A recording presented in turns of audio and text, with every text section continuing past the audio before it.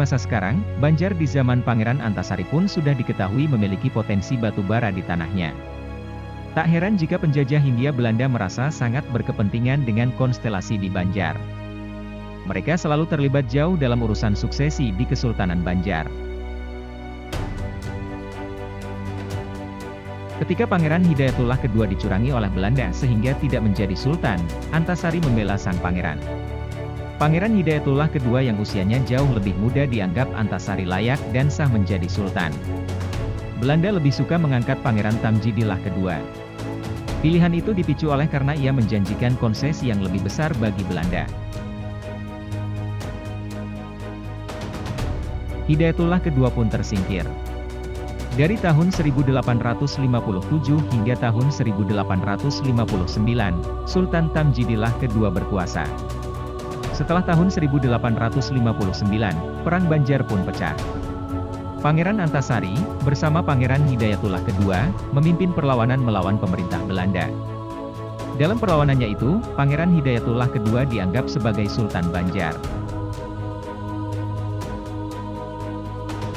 Pada tanggal 28 April 1859, Pangeran Antasari yang makin sepuh memimpin penyerangan benteng dan tambang batu bara Belanda di Pengaron. Meski tentara Belanda di sana bisa dilumpuhkan, sangat disayangkan di dalam penggempuran-penggempuran ini, walau beberapa benteng pertahanan milik Belanda dapat direbut, namun tidak banyak merebut senjata api. Tak hanya itu, Antasari juga kerap melancarkan serangan ke pos-pos Belanda yang ada di wilayah kerajaan Banjar, seperti di Martapura, Tabalong, sepanjang Sungai Barito, dan lain sebagainya. Kegigihan Antasari dan pasukannya dalam melawan Belanda membuat rezim kolonial kewalahan. Berkali-kali pemerintah melobi Antasari agar takluk, namun upaya itu dimentahkan olehnya. Antasari enggan berkompromi terhadap orang asing yang menjajah negerinya.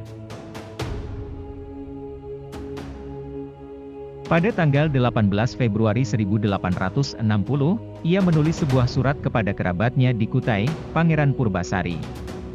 Ia juga menyurati pangeran-pangeran lainnya dari Kutai, seperti Pangeran Natakusuma, Pangeran Anom, dan Kerta.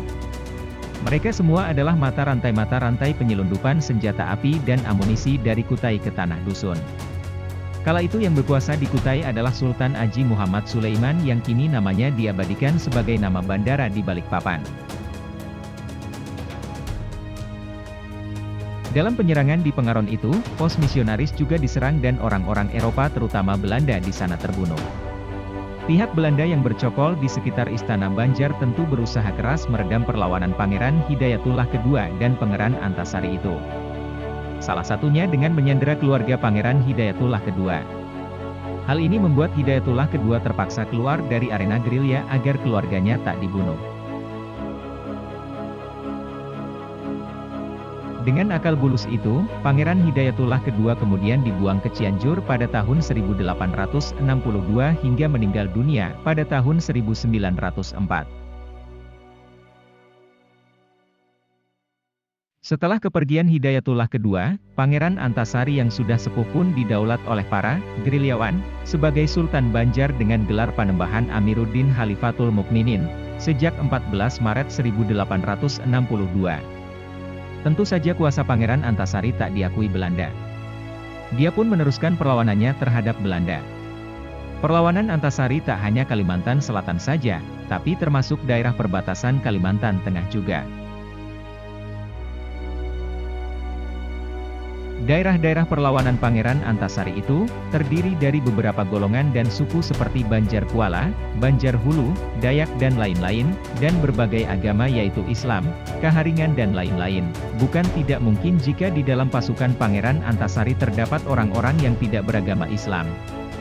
Sangat mungkin ada orang-orang beragama Kaharingan atau agama lokal lain yang kini terpinggirkan juga bergabung dengan perlawanan yang dikobarkan Antasari.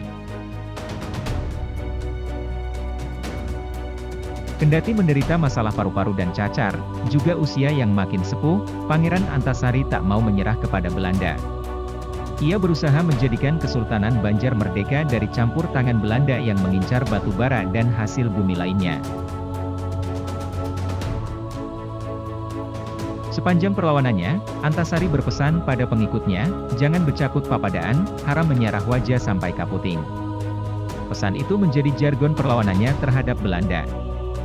Makna dari pesan Antasari itu adalah, jangan kalian bermusuh-musuhan, berkelahi, dengan sesama saudara, seagama maupun sebangsa, konteksnya Dayak dan Banjar, haram, atau pantang, menyerah hingga tetesan darah penghabisan. Saat ini, frase, wajah sampai kaputing, menjadi moto Provinsi Kalimantan Selatan.